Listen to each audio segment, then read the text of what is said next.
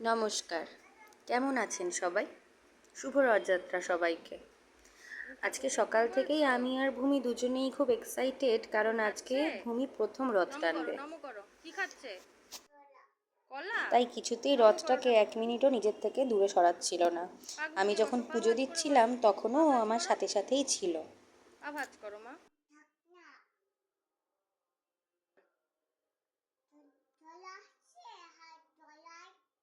হ্যাঁ, কলা খাচ্ছে। এই যে, এটা ভাইয়ের রথ।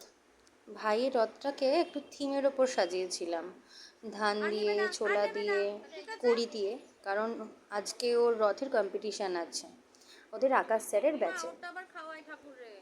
তাই ওর রথটাকেও একটু পুজো দিয়ে দিয়েছিলাম। বিকেল হতেই আমার ভাই কাকুর সাথে চলে গেছিলো কম্পিটিশানে, আর ভূমিকে নিয়ে আমি বেরিয়েছিলাম আমাদের গলিতেই একটু রথ টানতে। আমাদের গলি থেকে বেরিয়েই আমাদের পাড়ার মোড়ে একটা রথের মেলা বসে প্রত্যেক বছর, ওখানেই ওকে নিয়ে গেছিলাম রথ টানার জন্য। দাদা কি করছে ভেতরে? চলো। হ্যাঁ যাচ্ছি তো আমি, চলো। টানো, জয় জগন্নাথ। চলো। মেলায় চারপাশে এত জিনিস দেখে ও বুঝতে পারছে না রথ টানবে না দোকানে দাঁড়াবে।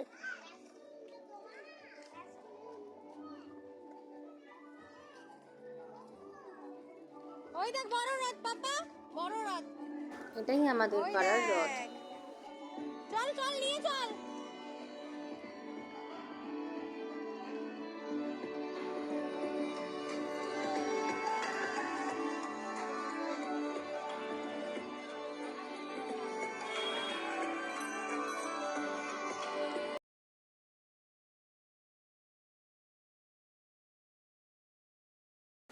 এই যে, এইদিকে ভাইও চলে গেছিলো ওর কম্পিটিশানে। দেখুন, প্রত্যেকটা বাচ্চা কি সুন্দর করে রথগুলো সাজিয়ে নিয়ে এসেছে।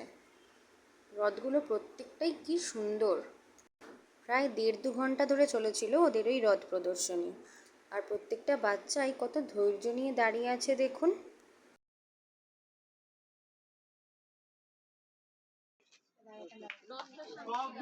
আর সব থেকে খুশির খবরটা হলো ভাই আমার 3rd হয়েছে।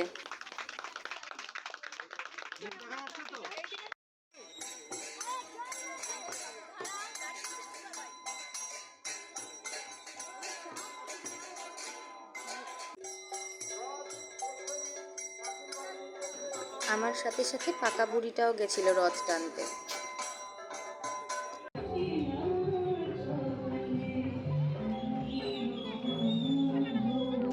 তারপর সন্ধে হওয়ার পর ভাইকে আর মেয়েকে নিয়ে গেছিলাম রথের মেলা দেখতে।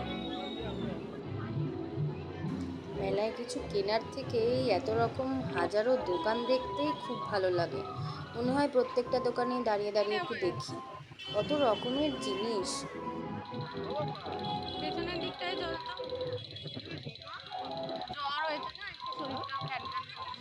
ভাই হঠাৎই বায়না ধরলো বেলুন ফাটাবে বলে। আমি তো ফার্স্টে ভাবতেই পারিনি ও সত্যিই বেলুন ফাটাতে পারবে কি। মা দেখি না, এদিকে 2টো ফাটাতে পারলো, কি সুন্দর।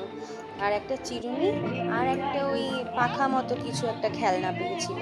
পাখাটা নিজে রেখে চিরুনিটা আমাকে দিয়ে বললো, এটা বনুর মাথার চুল আঁচড়াতে পারবি, রেখে দে। আর এই খেলনার দোকান থেকে ছোট একটা জলের ড্রাম কিনেছিল। আর আরেকজনের ওই সব দিকে কোনো হুঁশ নেই, উনি নাগরদোলা দেখতে পেয়ে এখন নাগরদোলায় কতক্ষণে উঠবে। ব্যাস, তারপর আর কি, ওনাকে নাগরদোলায় ওঠানো হলো। বেশ কিছুক্ষণ নাগরদোলা চড়েছে।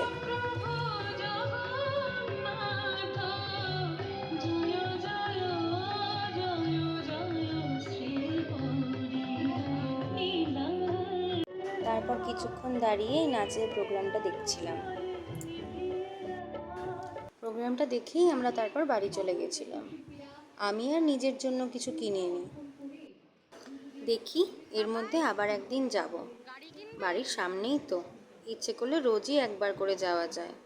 ছোটোখাটো কয়েকটা জিনিস আমারও খুব ভালো লাগছিল, এর মধ্যে গিয়ে সেগুলো কিনে আনবো। আজকের ব্লগটা তাহলে এইটুকুই থাক। ভিডিওটা কেমন লাগলো আমাকে কমেন্ট করে জানিও।